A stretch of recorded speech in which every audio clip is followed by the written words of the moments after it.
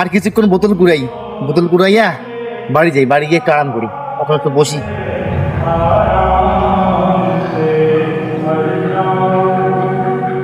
ভাই এদিকে কোন একটা লোক যেতে দেখেছো? হ্যাঁ ভাই দেখলাম তো, একটু আগে এদিকে একটা ছেলে দৌড়ালো। ধন্যবাদ ভাই।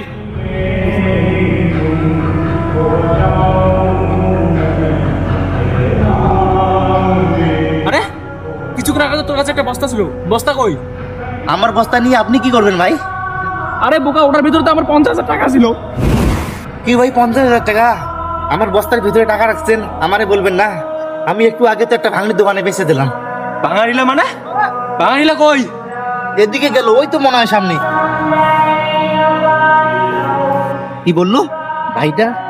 আমার বস্তার ভিতরে 50,000 টাকা রেখেছে? হ্যাঁ সত্যি তো, ভাইটা তো সত্যি বলছে, এতগুলো টাকা।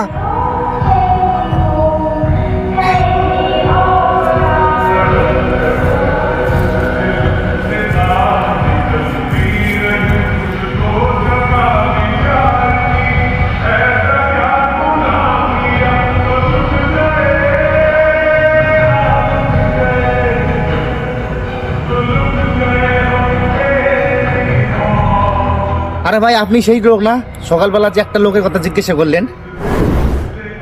তো আপনি এখানে মন খারাপ করে দাঁড়াই আছেন কেন? কি আর বলবো ভাই, দুঃখের কথা।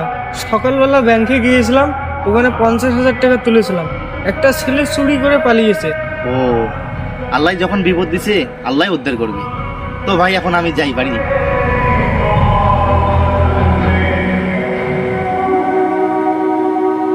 ও, তাহলে টাকাটা মনে হয় এই ভাইয়ের।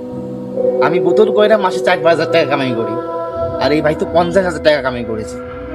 না জানি কত পরিশ্রম করেছে। যাই, ভাইকে টাকাটা ফেরত দিয়ে আসি। ভাই, ওই লোকটা টাকাটা আমার বস্তার ভেতরে রেখেছিল। ভাই আমি লোভে পড়েছিলাম, গরিব মানুষ ভাই, আমাকে ক্ষমা করে দিন। ভাই ভাই এই লোকটা ছিল, এই লোকটাই তো আমার বস্তার ভেতরে টাকা ঢুকে দিয়েছে।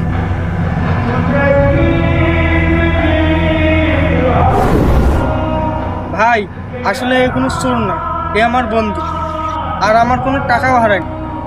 আমরা তোমাকে পরীক্ষা করার জন্য তোমার বস্তার ভিতরে টাকাটা রেখেছিলাম। আপনি পরীক্ষায় জিতেছেন, তাই আমরা তোমার সততার কাছে হেরে গেলাম। এই পয়সাটা তোমার, তুমি রাখো।